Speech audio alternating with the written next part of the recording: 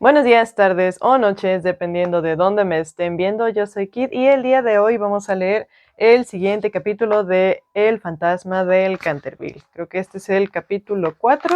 Pueden encontrar los demás capítulos, sí, es el 4.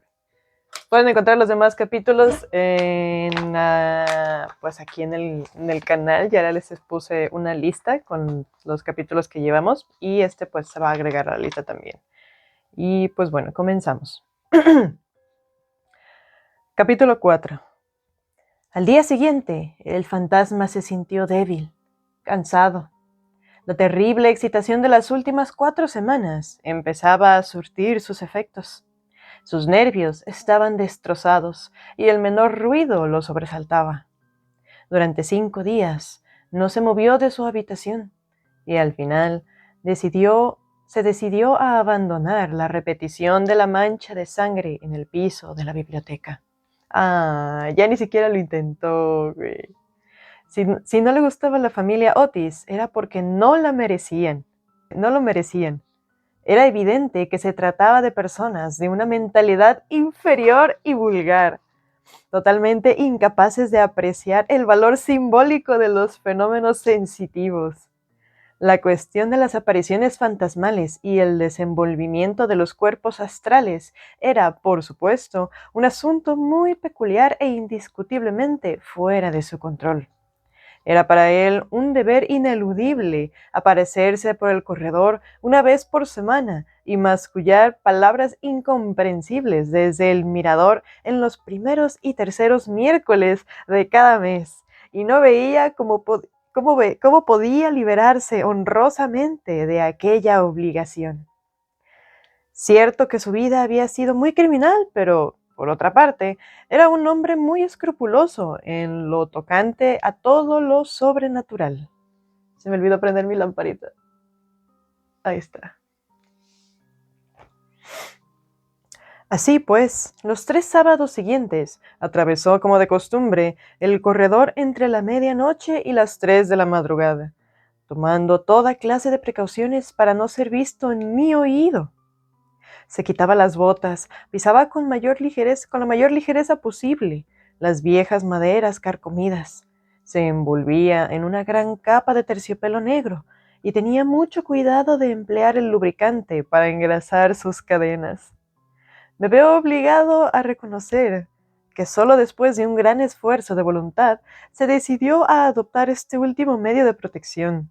Sin embargo, una noche, mientras la familia estaba cenando, se deslizó por el dormitorio del señor Otis y se llevó el frasquito, güey, se robó el lubricante. Ay, ¿cómo se llamaba? ¿Cómo se llamaba el lubricante? Ay, sabe. En un principio se sintió un poco humillado, pero luego fue lo suficientemente sensato como para ver que aquel invento merecía grandes elogios y que, en cierto modo, servía a sus propósitos. A pesar de todo, no lo dejaban tranquilo. Continuamente tropezaba con cuerdas tendidas de lado a lado del corredor que, al moverlas en la oscuridad, le hacían caer, y en una ocasión, disfrazado para el papel de Isaac el Negro o el cazador de Hughley. ¡Miau! ¿Qué pasó? ¿Qué pasó? ¿Qué? Anika, nomás vienes a interrumpir. El cazador de Hughley sufrió una grave caída al pisar un trecho de corredor resbaladizo que los gemelos habían preparado desde la entrada del cuarto de los tapices hasta el tope de la escalera de encino. Esta última injuria le enfureció tanto que decidió hacer un supremo esfuerzo para imponer su dignidad y posición social, y tomó la resolución de visitar a la pareja de insolentes colegiales a la noche siguiente en su célebre personificación de Ruperto el Temerario o el Conde sin Cabeza.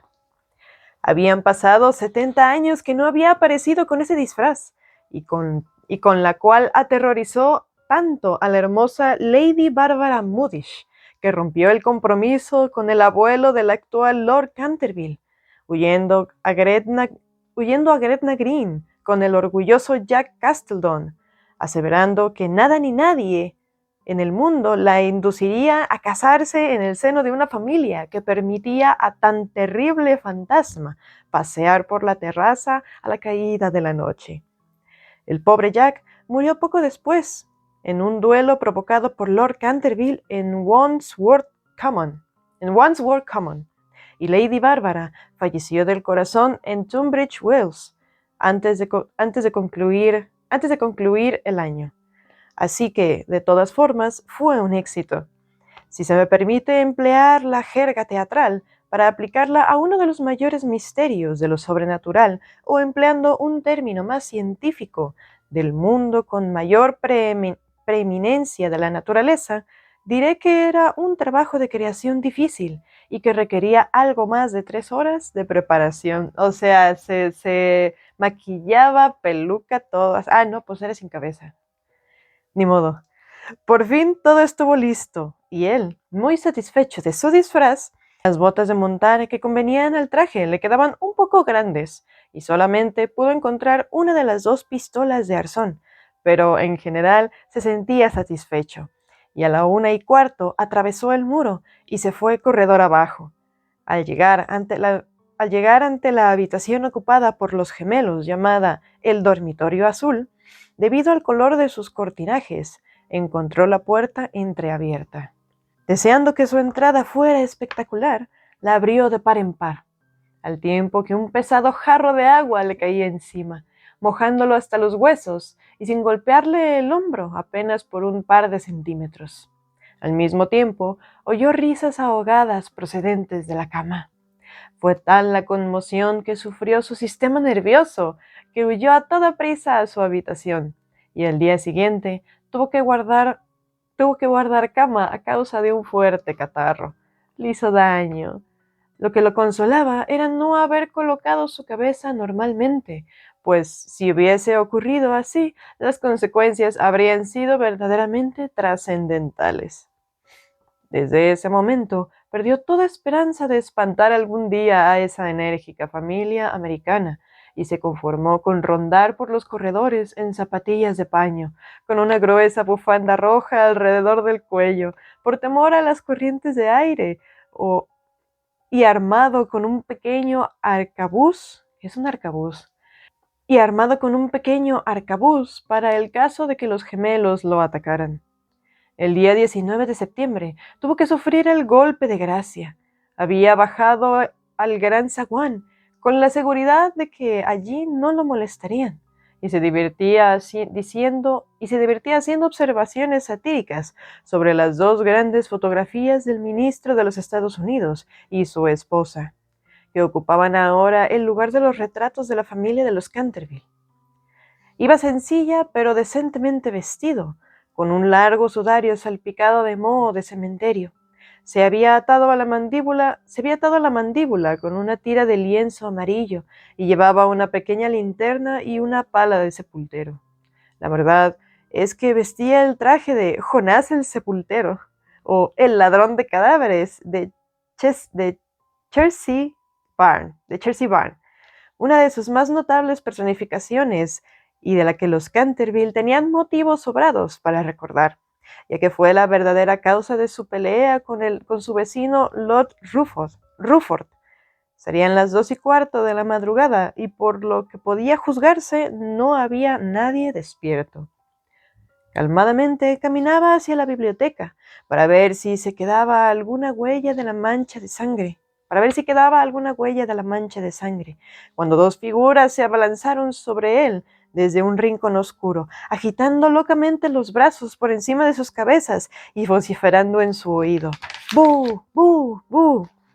Presa de un pavor que aquellas circunstancias justificaban como natural, corrió hacia la escalera, pero se encontró allí con Washington Otis, que lo esperaba con la manguera del jardín, y viéndose cercado por sus enemigos, casi acorralado, tuvo que huir por la gran estufa de hierro, que afortunadamente para él no estaba encendida, y abrirse paso hasta su habitación por entre tubos y chimeneas, llegando en un terrible estado de desesperación, suciedad y desorden. Después de esto, no se le volvió a ver en ninguna otra expedición. Los gemelos se quedaron muchas veces al acecho y sembraron los corredores con cáscaras de almendras todas las noches, con gran indignación de sus padres y del servicio, pero sin éxito alguno. Era evidente que el amor propio del fantasma estaba tan lastimado que seguramente no volvería a aparecerse. Así que el señor Otis regresó a trabajar en la obra sobre la historia del Partido Demócrata, en la que llevaba trabajando algunos años. La señora Otis organizó una hornada de almejas que asombró a todo el condado. Los muchachos se dedicaron a jugar naipes, escarté y póker, y a otros entretenimientos americanos. Virginia cabalgaba acompañada por el joven duque de Cheshire, que había ido a pasar su última semana de vacaciones a Canterville Case. Todo el mundo se imaginó que el fantasma se había esfumado, conclusión que el señor Otis comunicó mediante carta a Lord Canterville, quien en respuesta expresaba su beneplácito por la noticia, así como sus más sinceras felicitaciones a la digna esposa del ministro. Pero los Otis se equivocaban. El fantasma seguía en la casa, y aunque ahora muy enfermizo, no por ello había decidido apartarse, especialmente después de enterarse de que entre los invitados estaba el joven duque de Cheshire, cuyo tío abuelo, Lord Francis Stilton, había apostado 100 libras con el coronel Carbury a que se jugaría los dados con el fantasma del Canterville.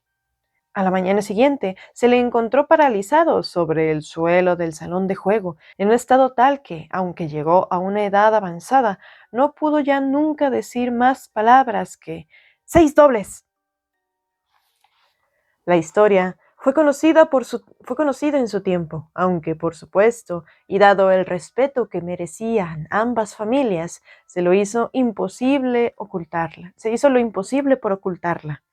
En el tercer tomo de Las Memorias de Lord Tatel sobre el príncipe regente y sus amigos, puede encontrarse una relación detallada a las circunstancias que la originaron. Siempre quiso el fantasma demostrar que no había perdido su influencia sobre los Stilton, con quienes estaba emparentado, pues una prima hermana se casó en segundas nupcias con el señor Bulkeley, del que los duques de Cheshire, como todo el mundo sabe, descienden en línea directa. Así que empezó sus preparativos para parecerse al pequeño enamorado de Virginia en su célebre personificación de el monje vampiro, el Benedicto desangrentado. Era una representación tan espantosa que cuando la vio la anciana Lady Startup, precisamente en la víspera del Año Nuevo de 1764, empezó a lanzar unos alaridos estremecedores que terminaron en una apoplejía de la que murió 3 días después, no sin antes desheredar a sus parientes más próximos, los Canterville, y transferir todo su dinero a su boticario en Londres. Finalmente, el terror que le inspiraban los gemelos lo retuvo en su habitación, y el pequeño duque pudo dormir apaciblemente en la gran cama cubierta por un pabellón coronado de plumas en la alcoba real, soñando con Virginia. Fin. Y pues bueno, este fue el capítulo 4. Ay, no le puse el separador. Este fue el capítulo 4 de El fantasma del Canterville. Espero que les haya gustado. A mí, pues como siempre les digo, me ha gustado mucho, pues por eso lo estoy leyendo. Yo ya lo conocía este cuento y por eso lo estamos leyendo aquí. Así que pues espero que les haya gustado mucho.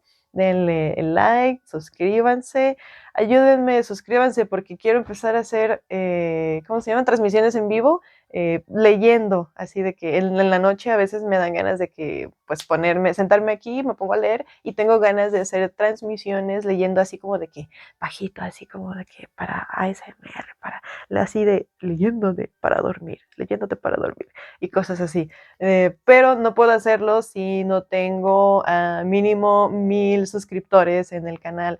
Así que pues ayúdenme a llegar a los 1000 suscriptores. Onegai shimasu, porque pues les quiero traer más contenido y contenido en otras horas, porque también ya voy a entrar a la universidad otra vez, entonces no voy a tener tiempo de grabar en la mañana, que es cuando normalmente grabo. Entonces pues sí, compartan, suscríbanse, denle like, comenten y pues todo. Muchas gracias por ver. Bye bye.